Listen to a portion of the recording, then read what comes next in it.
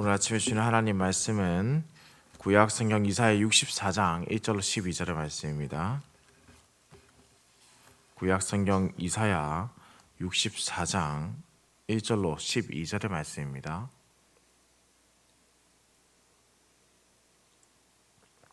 함께 합독해서 봉독하도록 하겠습니다. 원하건대 주는 하늘을 가르고 강림하시고 주 앞에서 산들이 진동하기를 불이 섭을 가르차르며 불이 물을 끓임 같게 하사 주의 원수들이 주의 이름을 알게 하시며 이방 나라들로 주 앞에서 떨게 하옵소서. 주께서 강림하사 우리가 생각하지 못한 두려운 일을 행하시던 그때에 산들이 주 앞에서 진동하였사오니 주에는 자기를 앙망하는 자를 위하여 이런 일을 행한 신을 옛부터 들은 자도 없고 귀로 들은 자도 없고 눈으로 본 자도 없었나이다. 주께서 기쁘게 공의를 행하는 자와 주의 길에서 주를 기억하는 자를 선대하시거늘 우리가 범죄함으로 주께서 진노하셨사오며 이 현상이 이미 오래되었사오니 우리가 어찌 구원을 얻을 수 있으리이까.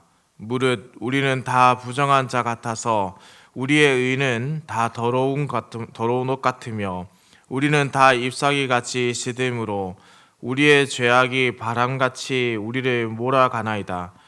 주의 이름을 부르는 자가 없으며 스스로 분발하여 주를 붙잡는 자가 없사오니 이는 주께서 우리에게 얼굴을 숨기시며 우리의 죄악으로 말미암아 우리가 소멸되게 하셨음이니이다. 그러나 여호와여, 이제 주는 우리 아버지이시니이다. 우리는 진흙이요 주는 토기장이시니 우리는 다 주의 손으로 지으신 것이니이다. 여호와여, 너무 분노하지 마시오며 죄악을 영원히 기억하지 마시옵소서. 구하오니 보시옵소서, 보시옵소서. 우리는 다 주의 백성이니이다. 주의 거룩한 성읍들이 광야가 되었으며 시온이 광야가 되었으며 예루살렘이 황폐하였나이다.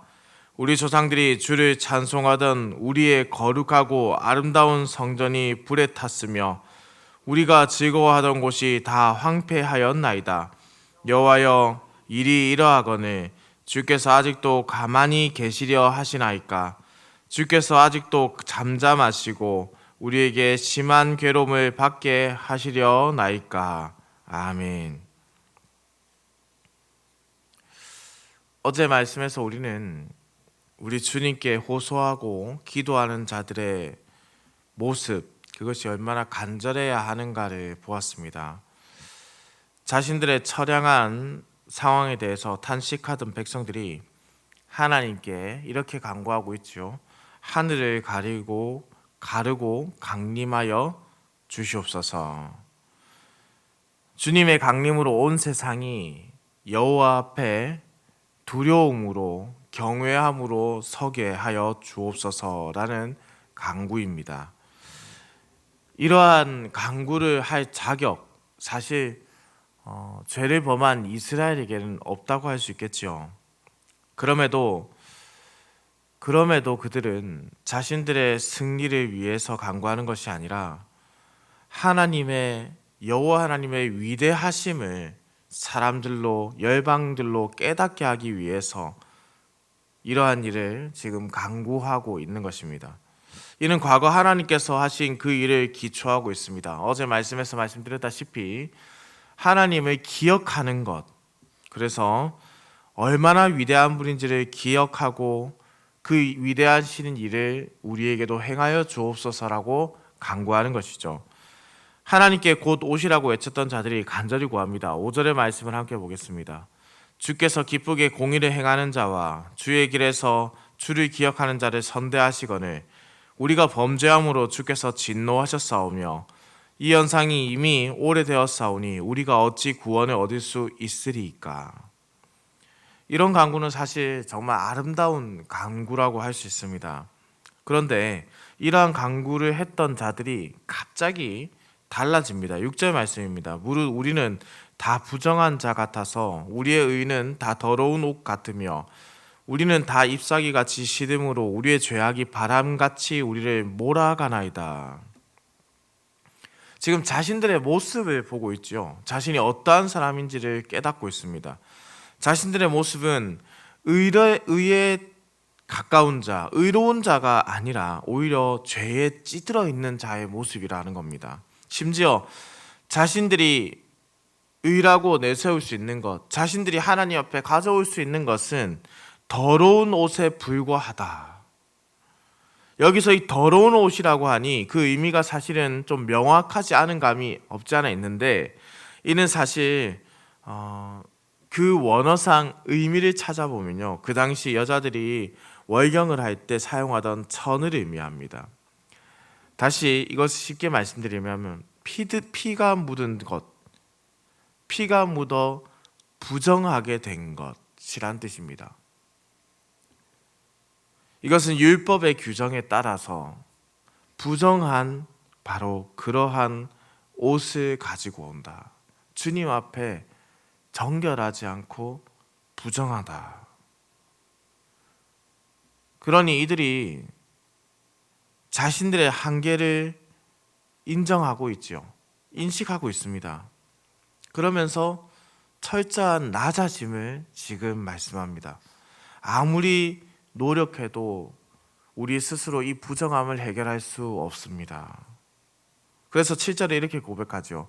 주의 이름을 부르는 자가 없으며 스스로 분발하여 주를 붙잡는 자가 없사오니 이는 주께서 우리에게 얼굴을 숨기시며 우리의 죄악으로 말미암아 우리가 소멸되게 하셨음이니이다. 실로 주님을 찾는 자가 없습니다.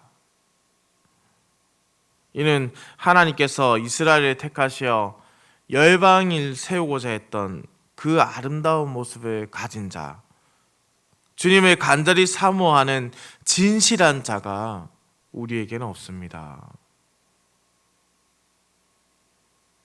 가슴 아프고 쓰리게까지 느껴지는 자신들의 형편과 상황을 고백하고 있는 것이죠. 사실 이 말은 조금도 틀림이 없지요. 이렇게 아무것도 아닌 존재, 아니 정확히는 우리가 주일에 말씀을 드렸지만은 하나님 없이는 아무런 의미와 가치가 없는 존재들,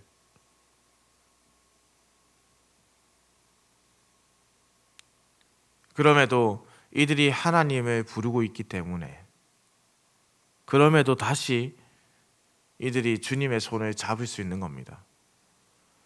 이렇게 죄가 많기는 하고 이렇게 의로움이 없는데 어떻게 주님께서 잠잠히 계시겠습니까?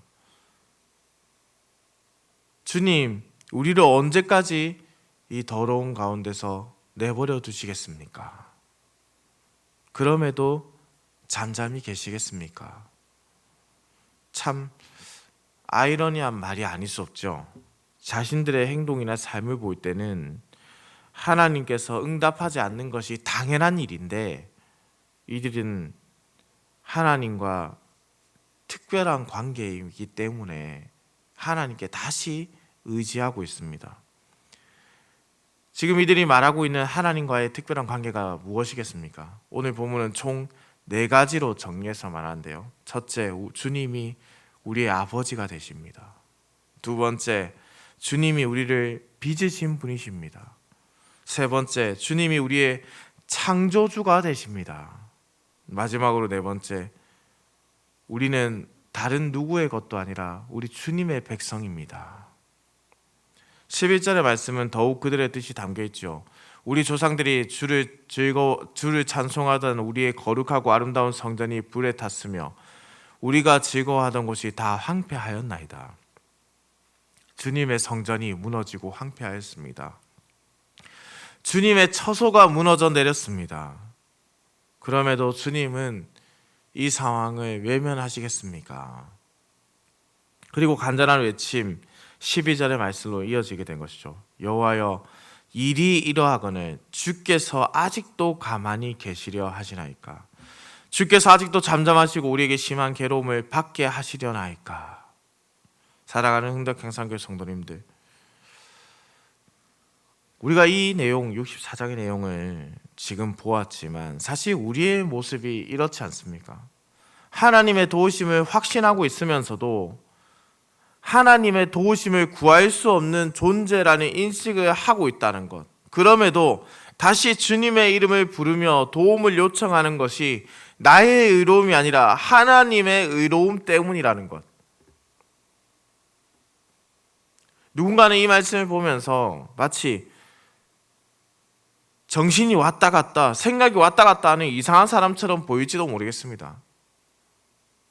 주님의 도우심을 구하면서도 주님을 찬양할 자는 우리밖에 없다라고 하면서도 동시에 그러한 생각을 가진 자들이 죄를 범하였다 고백을 하고 이 죄를 해결할 수 있는 분도 하나님밖에 없다라고 말하고 너무나도 뻔뻔하고 아무런 능력이 없는 자, 우리가 이런 자입니다라고 말하고 있는 이 모습이 사실 우리가 너무나 닮아 있는 모습이 아닌지요.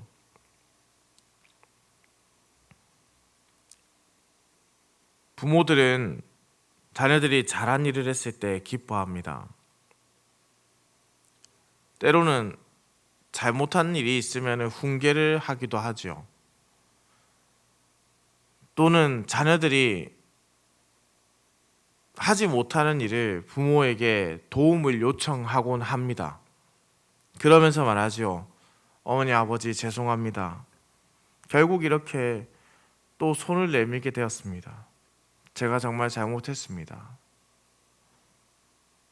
그러면 우리 부모들은 자신에게 있는 능력껏 온 힘을 다해서 또 자녀를 돕습니다. 사랑하는 흥덕경상교회 성도님들, 하나님께서 우리의 아버지가 되십니다. 능력이 무한하신 아버지께서 이 하나님이 우리의 아버지가 되신다는 것, 우리의 창조주가 되신다는 것, 우리를 빚으신 분이라는 것, 이는 사실 우리의 연약함을 그 누구보다 잘 아시는 분이심을 풀어서 강조해 주는 표현입니다. 그러니 붙잡아야 하는 것이죠. 염치가 없다. 아닙니다. 사실 그것밖에 답이 없습니다. 그 어떤 답도 온전하게 모든 문제를 해결할 수 있는 것이 없습니다. 오직 하나님께만 답이 있습니다. 그러니 무릎을 꿇고 우리 자신의 모습을 내려놓고 주님의 도우심을 구하고 주님만을 붙잡고 살아야 합니다. 그것이 유일한 살 길이라는 것이죠. 김혜곤 목사님이 회개만이 정면 돌파다라는 말을 했습니다. 잘못을 저지르면은 숨기려 하지 않고 이렇듯 자신들의 모습을 주님 앞에 가져오는 겁니다. 그리고 주님의 도우심을 구해야 합니다. 염치 없이 주님의 긍휼하심을 구하시기 바랍니다. 그럼에도 우리 안에 예수님께서 계시기 때문에 주님의 보좌 앞에 더욱 담대히 나아가십시오.